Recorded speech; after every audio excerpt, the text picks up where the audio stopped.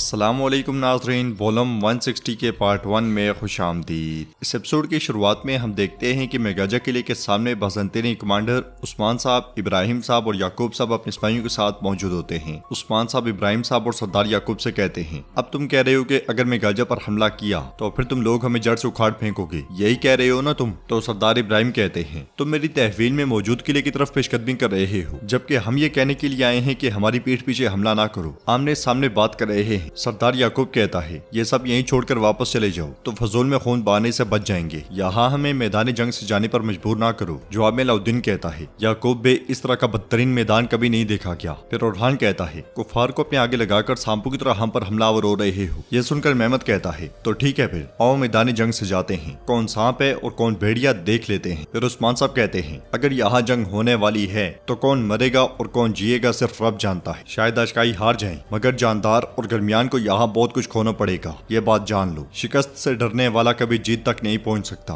अगर हम एक दूसरे से पंजा आजमा हुए, अगर खून बहाया, तो फिर ये दुश्मनी कभी भी खत्म नहीं हो पाएगी। बहुत सी नस्लें हमेशा के लिए एक दूसरे के साथ लड़ना जारी रखेंगी, फिर कोई भी तुर्क इमारत एक झंडे तले हरगिज रियासत नहीं बन सकेगी। ये सुनकर सरदार इब्राहिम कहते हैं, तो उस्मान, इसका मतलब है कि तुम रुक जाओगे? जवाबन उस्मान साहब कहते हैं, मैं रुकूंगा, मगर तुम्हारे लिए नहीं, अपने ख्वाबों के लिए, अपने मकसद के लिए। तो सरदार याकूब कहता है, आला, तो फिर अपने सिपाहियों को वापस बुलाएं। उस्मान साहब सिपाहियों को पुकारते हैं तो सरदार गुंदूज कहता है, उस्मान साहब वो खेल खेल रहे हैं, क्या आप नहीं देख रहे? गुंदूज साहब को रोकने के बाद उस्मान साहब कहते हैं, अगर तुम में से कोई मेगाजा के लिए अपनी दुश्मनी पर उतरा तो मैं तुम सबको मुनाफिकीन के कबीले से समझूंगा, इसके अलावा जो भी फौज आना चाहती है आ जाए। तो सरदार इब्राहिम कहते हैं, मेगाजा कुफार की सरजमीन थोड़ी ना है जो तुमसे दुश्मनी पे उतरे। तशरीफ लाएं उस्मान साहब, ताकि मैं अपनी सरजमीन में आपकी मेजबानी कर सकूं। यह सुनकर उस्मान साहब अपने बेटों से कहते हैं, आप सिपाहियों के साथ कबीले जाएं, मैं सरदारों के साथ मेगाजा जाऊंगा, ताकि मैं देख सकूं कि इस मेगाजा के लिए इब्राहिम साहब से क्या लिया गया है। ये कहते साथ ही उस्मान साहब सदरान के साथ मेगाजा की जानिब बढ़ जाते हैं। मेगाजा की बुलंदी पर खड़ा उलजाई ये मंजर देखकर कहता है, क्या हो रहा है, क्यों अभी तक हमला नहीं कर रहे? तो दोगान कहता है, उलजाई, जंग नहीं हुई, उस्मान किले की तरफ आ रहा है। यह सुनकर उलजाई गुस्से से कहता है, बुज़दिल लोग, इनका मुआहदा खून से रंगा जाएगा, सुलह कमजोर लोगों पे जचती है, लड़ते सिर्फ बहादुर ही हैं। उस्मान इस किले से नहीं निकल पाएगा, किला अब भी इब्राहिम साहब की तहवील में है। उस्मान का सर गिरते साथ ही उसके बेटे इंतकाम के लिए आएंगे। यही वो वक्त होगा जब ये इमारतें एक दूसरे का गिरबान फाड़ेंगी। अगले मंजर में उस्मान साहब अपने सिपाहियों के साथ मेगाजा में दाखिल होते हैं। जरकुतई पूछता है, हम यहाँ क्या करेंगे हुजूर? जवाबन उस्मान साहब कहते हैं, हमारी सरजमीन बनने वाले मेगाजों को पहले से ना देख लें क्या? जवाबन जरकुतई खुश होते हुए कहता है, हम नहीं रुकेंगे, ऐसा ही है ना हुजूर? तो उस्मान साहब कहते हैं, हमें काफिर तक नहीं रोक सका,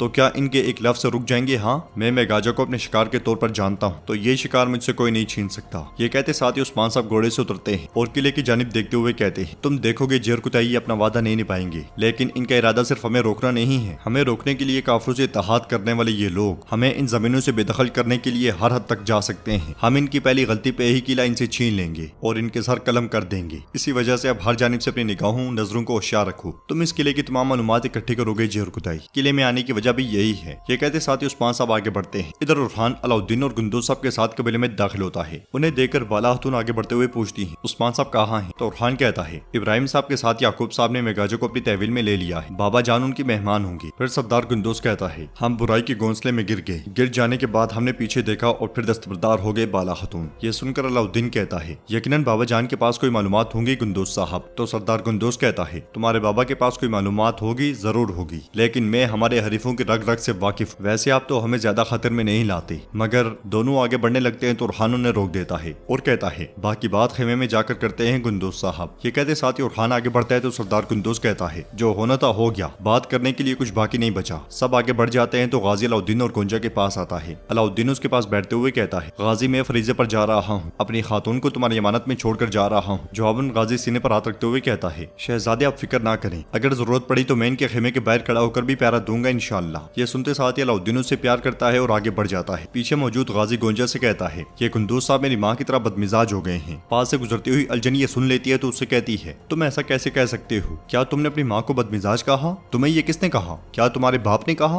गाजी पीछे हटते हुए कहता है, मैंने सच कहा, मैंने खुद आपको गुस्से में आग बरसाते हुए देखा। फिर तलवारें बेनियाम करते हुए कहता है, आपने शहजादे की बात सुनी? गोंजा खातून मेरे पास अमानत, इनके करीब मत आइएगा। ये कहते साथ ही वो अलजन को धकेलता है तो अलजन तलवार ले लेती है और कहती है, पागल ना बनो वरना एक थप्पड़ लगाऊंगी। ये कहते साथ ही उसकी तलवार फेंक देती है। गाजी तलवार उठाते हुए कहता है, आप बदमिजाज हैं, मान जाएंगे आप बदमिजाज हैं। ये कहते साथ ही गाजी भाग पड़ता है और अलजन उसके पीछे पीछे जाती है। मेगाजा में सरदार इब्राहिम और याकूब उस्मान साहब के पास आते हैं। हैं और इब्राहिम भी कहते हैं, ऐ उस्मान साहब, किसकी नीयत और किसकी किस्मत, हमारे मुकद्दर में मेगाजा किले पर हुकूमत करना लिखा था। तो उस्मान साहब कहते हैं, अल्लाह आपको हक तरीके से इस पर हुकूमत करना नसीब फरमाए इब्राहिम साहब। अगर आपसे कोई खता हो गई तो आप ये जगह ज्यादा देर तक अपने पास नहीं रख सकेंगे, इसलिए होशियार रहें। जवाबन सरदार याकूब कहता है, आप इन मिसाइल के बारे में बिल्कुल फिक्र ना करें उस्मान साहब। इस कायम होने वाले अमन की बदौलत मेगाजा हमारे सबसे ज्यादा दौलतमंद शहरों में से एक होगा। मगरिब से मशरिक तक तमाम तिजारत इस किले से शुरू होगी। हाँ गवर्नर, क्या ऐसा ही है? तो गवर्नर कहता है, अगर उस्मान साहब इस तिजारत से फायदा उठाना चाहते हैं तो इन्हें आपकी मंजूरी दरकार होगी। यह सुनकर उस्मान साहब कहते हैं, हमेशा से हर बहते दरिया को एक भारी चट्टान का सामना करना पड़ता है जो कम से कम इसका रास्ता तब्दील कर देती है। सरदार इब्राहिम पूछता है, क्या आपकी नीयत हमारे रास्ते की चट्टान बनने की है उस्मान साहब? तो उस्मान साहब कहते हैं, सिर्फ वक्त और आपके अमाल इसका तयन करेंगे इब्राहिम साहब। फिर उस्मान साहब जेर कुतई से कहते हैं, चलो जेर कुतई में गाजा के इर्द गिर्द थोड़ी चहलकदमी करते हैं। ये कहते साथ ही उस्मान साहब आगे बढ़ते हैं तो सरदार इब्राहिम कहता है, इसी तरह बहुत जल्द एजनीक और बुरसा के गवर्नर भी हमारी तिजारत का हिस्सा बन जाएंगे। सरदार याकूब कहता है, फिर सरहदी बाजार का नाम अजीम बाजार में बदल जाएगा इंशाअल्लाह। हम हर जगह तिजारत में गालिब आ जाएंगे। इसलिए में एक बाज़ंतीनी सिपाही छुपकर उस्मान साहब पर निशाना तान लेता है और उस्मान साहब उनकी बात का जवाब देते हुए कहते हैं, हम काफरों के साथ इन सरजमीनों में एक बड़ी रियासत बनने के बजाय छोटी इमारत बनकर रहना पसंद करेंगे, लेकिन मैं आपके काम में मुदाखलत नहीं करना चाहता।